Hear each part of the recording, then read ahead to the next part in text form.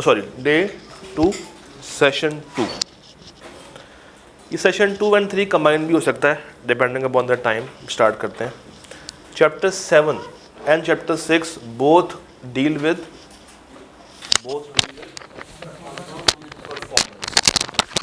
देखिए chapter number 1 से लेके चैप्टर नंबर 2, चैप्टर 3 और चैप्टर नंबर 4, ये 3 चैप्टर्स ऐसे हैं जो कि एसेंशियल्स के ऊपर बात करते हैं। ऐसा ही है। फिर चैप्टर 5, 8 और 10 जो हमारा सेशन 1 था, वो कुछ स्पेशलाइज्ड नेचर के कॉन्ट्रैक्ट्स हैं। तो अब हमारी अजम्पशन ये है अब से ऑनवर्ड्स के कॉन्ट्रैक्ट बन चुका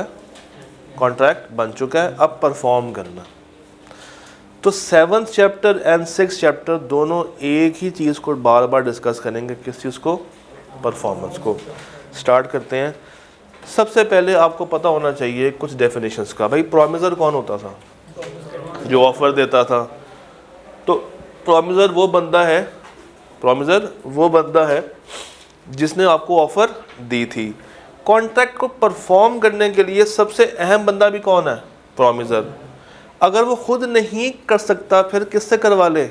अपने एजेंट से या थर्ड पार्टी से। तो प्रॉमिसर या तो खुद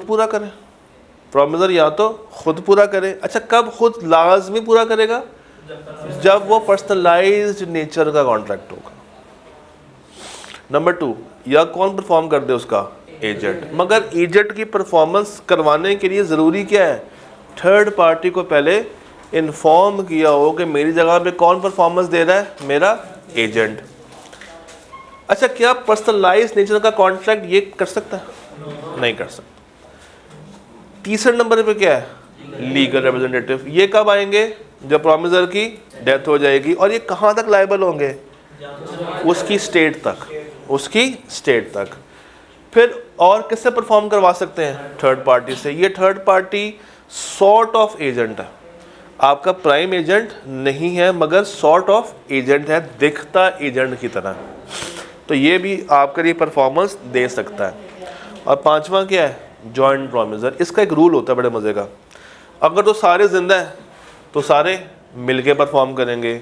कुछ जिंदा हैं, कुछ की डेथ हो गई है, तो जो जिंदा है वो खुद, जिनकी डेथ हो गई उनका लीगल मिल के परफॉर्म करेंगे। और अगर सबकी डेथ हो गई है तो सबके लीगल मिल के परफॉर्म करेंगे।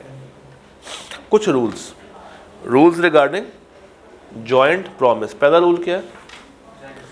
Joint and several liability. क्या मतलब? इंडिविजुअली भी लायबल है और जॉइंटली भी लायबल है।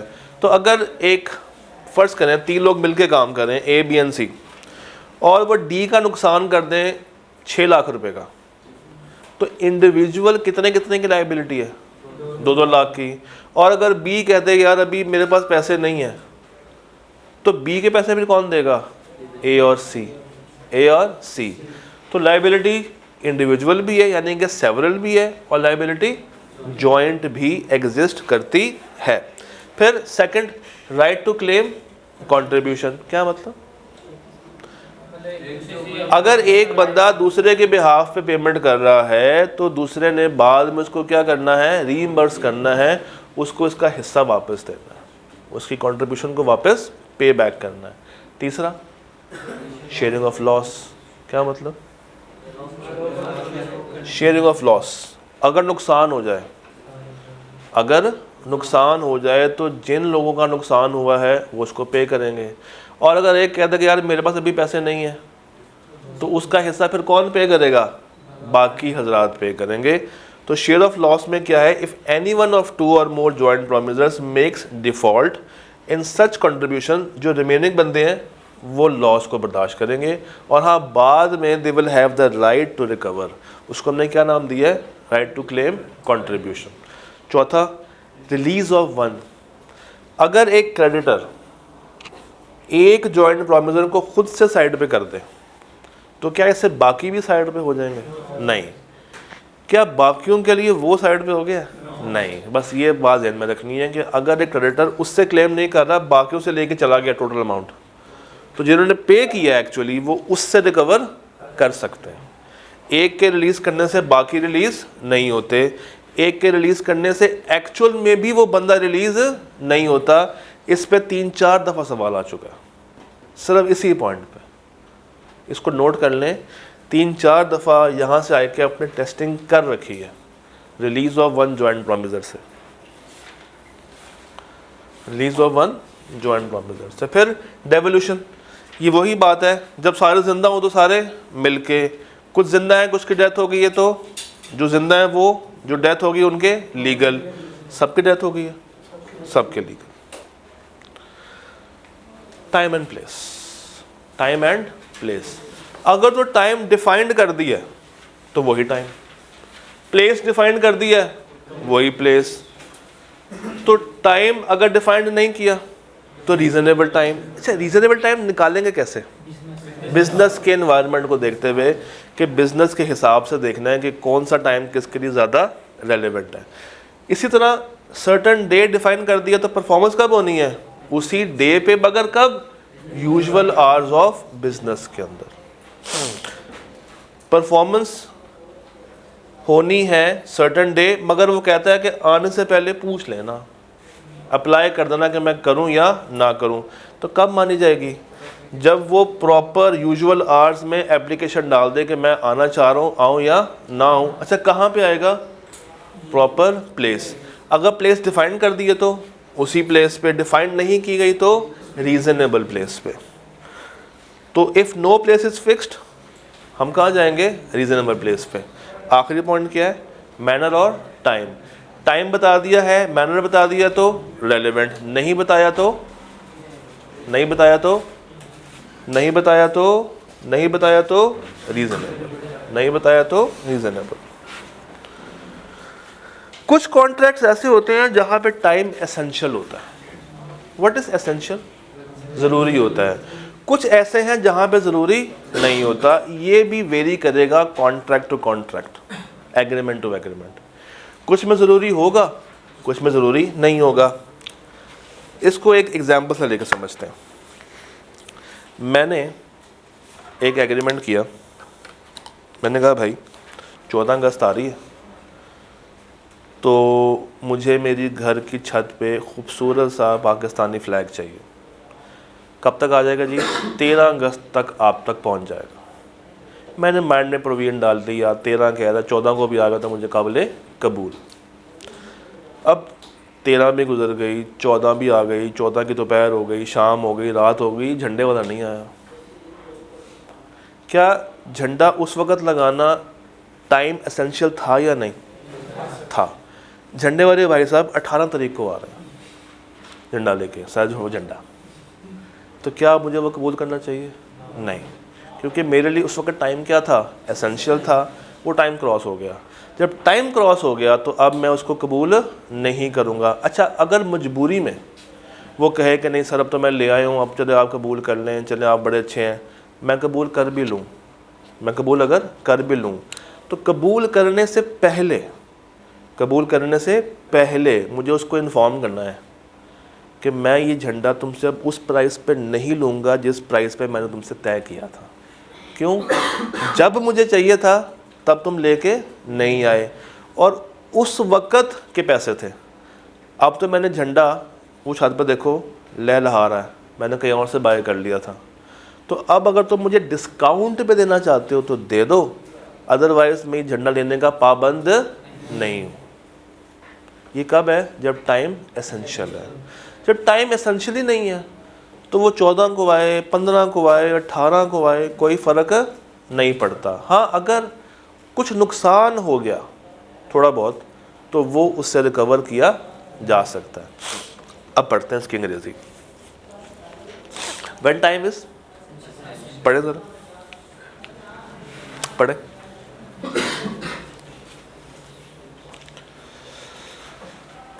The time is essential to a contract if the intention, नीयत was that time should be essential। Time essential तब माना जाएगा जब उसको आपने एक्सप्रेसली बता दिया हो या इम्प्लाइडली बता दिया हो कि ये कॉन्ट्रैक्ट के लिए क्या है? ज़रूरी है, ज़रूरी फीचर है, एसेंस है। तो अगर टाइम एसेंशियल है और वो बंदा उस वक़्त मौके पे नहीं आ रहा तो ये क्या बन जाएगा, वॉइडेबल। अब आपकी मर्जी है, झंडा लेना तो ले लें, नहीं लेना तो ना लें। ही में रिस्काइंड, रिस्काइंड किसको कहते हैं, कैंसिल कर देने को। He can also accept the performance, but अगर वो कंपनसेशन चाहता है तो उसको पहले इन्फॉर्म करना पड़ेगा। ये ज़रा पढ़े।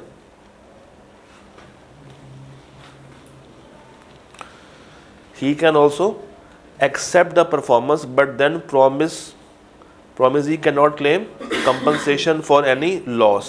However, अगर वो उसके नोटिस में ले आए, रिसीव करने से पहले, बाद में नहीं, रिसीव करने से पहले अगर वो बता दे कि भाई मैं लूँगा तो डिस्काउंट पे लूँगा, तो ये काम किया जा सकता है, फिर मसले वाली बात नहीं है। और अगर टाइम एसेंशियली नहीं है तो ये हमेशा क्या होगा, नॉन वॉइडेबल, यानी कि ये तो आपने फिर लेना ही लेना है। सेकंड, थोड़ी बहुत कंपनसेशन अगर लेनी है इस केस में भी वो भी ली जा सकती है, उसमें कोई मसला नहीं है। ये सिनेरियो भी आएगा 5-6 दफ़ा टेस्ट करता है इस चैप्टर से, उसको इस एरिया से बहुत ही प्यारा है। और जब भी किताब खुलता है इस चैप्टर में जाता है ये सफ़ा लाजमी खुल जाता है। तो ये टाइम एसेंशियल है नहीं है, ये दोनों बातें कई दफ़ा टेस्ट कर चुका है, स्ट्रेट फॉरवर्ड भी कर चुका है, सिनेरियो में भी कर चुका है। तो आपका ये कॉन्सेप्ट कैसा होना चाहिए, पक्का होना चाहिए। फिर रेसिप्रोकल प्रॉमिस, ये क्या होते हैं, एक हाथ दो दूसरे हाथ लो। पहला क्या है, साइमल्टेनियस। साइमल्टेनियस मीन्स आप एक दुकान पे गए, आपने कहा मुझे चीनी चाहिए, उसने कहा ठीक है 100 रुपये किलो, आपने जेब से 100 रुपये निकाला, उसने वो क्या दे दी, चीनी। तो मैंने कंसिडरेशन पे की, मुझे ऑब्जेक्ट मिल गया, मुझे मेरी कंसिडरेशन मिल गई। ये क्या है, ये साइमल्टेनियस ऑर्डर ऑफ परफॉर्मेंस। कभी कभी ऑर्डर होता है कि पहले पैसे दोगे फिर माल मिलेगा। तो अब जब ऑर्डर आ गया है तो पहली परफॉर्मेंस कौन करेगा, मैं पहले पैसे दूंगा फिर मुझे वहाँ से माल मिलेगा। अगर मैं पैसे ही ना दूं तो माल मिलेगा नहीं। बट साइमल्टेनियस के केस में मैं दुकान पे गया, मैंने कहा चीनी, क्या ये ऑर्डर था कि मैंने ही पहले पैसे देने हैं चीनी के लिए, नहीं। वो अगर पहले चीनी दे भी दे तो मैं पैसे उसको बाद में भी पे कर सकता हूँ। तो इसमें कोई ऑर्डर टू परफॉर्म नहीं है। और अगर ऑर्डर लगा हुआ है तो हमें उसी ऑर्डर में परफॉर्मेंस देनी है। तीसरा क्या है, प्रिवेंटिंग। कभी कभी एक बंदा परफॉर्मेंस देना चाहता है मगर दूसरी पार्टी उसको क्या कर देती है, रोक देती है। तो अगर दूसरी पार्टी रोक रही है तो अब उसके लिए क्या बन गया है, वॉइडेबल। जो उसका नुकसान हुआ है वो क्लेम किया जा सकता है। नॉन परफॉर्मेंस इन डिपेंडेंट, अगर डिपेंडेंसी थी, ऑर्डर था, एक दूसरे पे डिपेंड कर रहा था, और अगर पहले वाले ने परफॉर्म ही नहीं किया तो दूसरे वाला क्लेम कर सकता है, नहीं कर सकता। ऑल्टरनेटिव या to do legal and illegal. कभी कभी क्या होता है कि एक ब्रांच लीगल होती है और एक ब्रांच इलीगल होती है। अगर तो आप बीच में तफरका कर सकते हैं तो लीगल इन्फोर्सेबल होगी, इलीगल इन्फोर्सेबल नहीं होगी। और अगर तफरका नहीं कर सकते, सेग्रीगेट नहीं कर सकते, और एक ब्रांच इलीगल है तो उस एक इलीगल की वजह से पूरा कॉन्ट्रैक्ट क्या हो जाएगा, वॉइड हो जाएगा। ये ऐसा ही है कि दो घर हैं, house A and house B, दोनों दो फ्लोर पे मुश्तमिल है। Floor 1, floor 2, floor 1, floor 2। House A में फ्लोर 2 बना हुआ गैर कानूनी। तो एक ब्रांच इलीगल, एक ब्रांच लीगल। जो लीगल है वो अलग है, जो इलीगल है वो अलग है। जब ये टूटेगा तो क्या ये भी टूट जाएगा, नहीं, ये कायम रहेगा। तो लीगल ब्रांच को फॉलो किया जाएगा, इलीगल को फॉलो नहीं किया जाएगा। बट अगर ये एक ही हो, यानी कि पहली ही मंजिल क्या बनी हो, इलीगल, और दूसरी क्या बनी हो, लीगल, तो जब ये गिरेगी तो लीगल वाली ब्रांच भी ऑटोमेटिकली गिर जाएगी।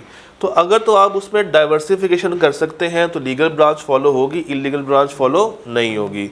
और अगर नो डाइवर्सिफिकेशन तो इलीगल की वजह से जो सारा कॉन्ट्रैक्ट था वो भी वॉइड हो जाएगा। फिर ऑल्टरनेटिव, या ये कर दो या वो कर दो। यार उसे, या ये कर दो या वो कर दो। मैं आपको पैसे दूं और कहूं बदले में या मुझे 5 किलो आम ला दो या 5 लोगों का कत्ल कर दो, या 5 किलो आम ला दो या 5 लोगों का कत्ल कर दो। तो अगर आप आम लेके आए वैलिड है, इन्फोर्सेबल है। कत्ल के केस में इलीगल है, ये इन्फोर्सेबल नहीं है। तो अगर ऑल्टरनेट हो, या ये कर दो या वो कर दो, में लीगल फॉलो होगा, इलीगल फॉलो नहीं होगा। और अगर और हो, लीगल भी करना है एंड इलीगल भी करना है, दोनों काम करने हैं, तो ये देख लो कि दोनों को अलग कर सकते हो या नहीं। अलग कर सकते हो तो अलग वाला जो सही वाला है वो वैलिड है, जो सही नहीं है वो वैलिड नहीं है। और अगर आप अलग नहीं कर सकते फिर क्या होगा? फिर पूरा कॉन्ट्रैक्ट क्या हो जाएगा? मेरा वॉइड हो जाएगा। डन? ठीक है जी, इसी में हम चैप्टर 6 को भी लेके आते हैं। सेशन 2 में ही चैप्टर 6 आ रहा है, परफॉर्मेंस ऑफ अ कॉन्ट्रैक्ट में चैप्टर नंबर 6। चैप्टर 6 जब स्टार्ट होगा ना, तो आपने सबसे पहले काम करना है, इसमें सबसे पहले आपने अप्रोप्रिएशन ऑफ पेमेंट का टॉपिक पकड़ लेना। जैसे ही चैप्टर स्टार्ट करें सबसे पहला काम क्या करना है? अप्रोप्रिएशन ऑफ पेमेंट का टॉपिक खोल लेना, क्योंकि ये टॉपिक ऐसा है जो कि सबसे जुदा है, इसका कोई ताल्लुक किसी से नहीं है। इसका रूल क्या है? इसका रूल ये होता है कि जब एक डेटर, उधर करता हूं, जब एक डेटर आता है किसके पास? क्रेडिटर के पास, और आगे कहता है साहब मुझे कुछ सामान चाहिए। क्या चाहिए? कुछ सामान चाहिए। आसान कर देता हूँ, हम मिसाल ले लेते हैं कॉलेज की एंड स्टूडेंट्स की। किसकी मिसाल ले ली मैंने? कॉलेज और स्टूडेंट्स की मिसाल ले ली है। एक स्टूडेंट है, उसका नाम है मिस्टर अबरार। मिस्टर अबरार आए 1/1/2026 को और आके कहा कि सर मुझे BLD पढ़ना है। कॉलेज ने कहा ठीक है, कितने पैसे? 20,000। कितने पैसे? 20,000। कॉलेज ने कहा ठीक है, तो हमें एक्सेस मिल जाएगी। पैसे उसने कहा पैसे मैं 1 हफ्ते बाद दूंगा। कॉलेज ने कहा ठीक है ले लो, कोई बात नहीं। सेकंड ट्रांजैक्शन, ये कॉलेज के पास आया 5/1/2026 को, आगे कहा कि मुझे FR1 भी पढ़ना है आपसे। कितने पैसे? कॉलेज ने कहा 20,000। इसने कहा डिस्काउंट? कॉलेज ने कहा कोई डिस्काउंट नहीं। इसने कहा एक्सेस दे दे, पैसे 1 हफ्ते बाद। थर्ड 7/1/2026, मुझे अब DSR भी पढ़ना है आपसे। कितने पैसे? कॉलेज ने कहा 15,000। जा याशी कर। कुल कितने पैसे हो गए? 55,000।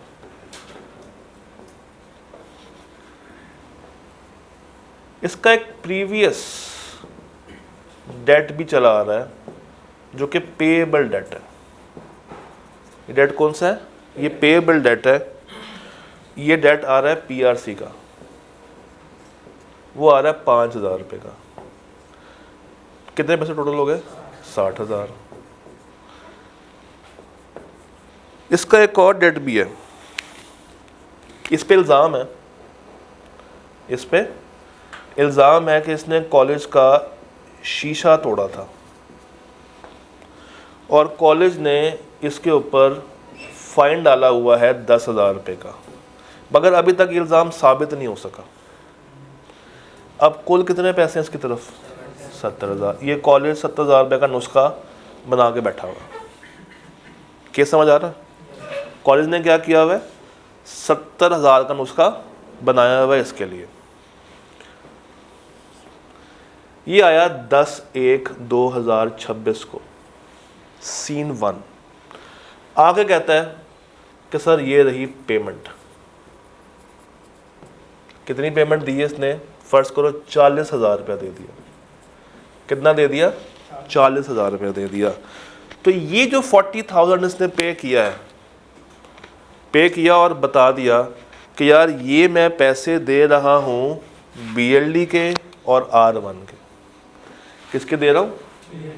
BLD का दे रहा हूँ 20,000 और किसका दे रहा हूँ?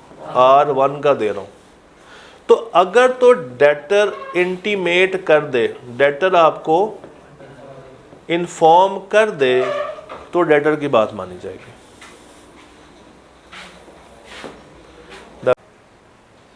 हाँ जी, 10/1/2026 सीन 2। सीन 2 ये है कि उसने आगे पेमेंट की, कितने की पेमेंट की? 40,000 की, मगर वो खामोश है। वो क्या है? खामोश, कुछ नहीं कह रहा बेचारा। तो जब कुछ नहीं कहता तो फिर क्रेडिटर अपने हिसाब से उसको क्या कर सकता है? एलोकेट कर सकता। अगर वो खामोश है तो क्रेडिटर अपने हिसाब से क्या कर सकता है? एलोकेट कर सकता है। मगर यहाँ पे कुछ रूल्स हैं। रूल नंबर 1, आप बैड डेट के अगेंस्ट, आप बैड डेट के अगेंस्ट इसको एलोकेट कर सकते हैं, मगर ऐसा डेट जो कि क्या है? डिस्प्यूटेड, उसके अगेंस्ट एलोकेट नहीं कर सकते। अब इधर वापस आए, ये मेरा बैड डेट था PRC वाला। डिस्प्यूटेड कौन सा था? ये जो शीशा उसने तोड़ा था। तो अगर कॉलेज चाहे तो इस 40 के अगेंस्ट ये 10 को एडजस्ट नहीं कर सकता, मगर ये 5 को एडजस्ट कर सकता है। सिनेरियो 3, सिनेरियो 3, 10/1/2026 को भाई साहब ने 40,000 रुपया दे दिया। क्या दे दिया? 40,000 रुपया दे दिया। और ना इसने कुछ इन्फॉर्म किया, ना इसने कुछ अपना हिसाब किताब लगाया। दोनों ही इंट्रोवर्ट हैं। दोनों ही कौन है? इंट्रोवर्ट। तो अब क्या किया जाए? अब रूल ये है कि आपने किसके मुताबिक चलना है? टाइम के मुताबिक अपोर्शन करना है। किसके मुताबिक करना है? टाइम के मुताबिक करना है। अब सबसे पहला डेट कौन सा है? BLD। उसके बाद कौन सा है? R1। तो सारा 40 यहाँ पे एडजस्ट हो सकता है। सबसे पहला, हाँ टाइम वाइज आया तो बिल्कुल ऐसे ही है। सबसे पहला कौन सा है? ये PRC वाला। कितना रह गया बाकी? 35,000। उसके बाद ये 20 गया, कितना रह गया बाकी? 15,000।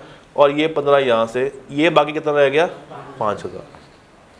नंबर 2, अगर ये 40 की बजाय फर्ज करें इसने 10/1/26 को पेमेंट की है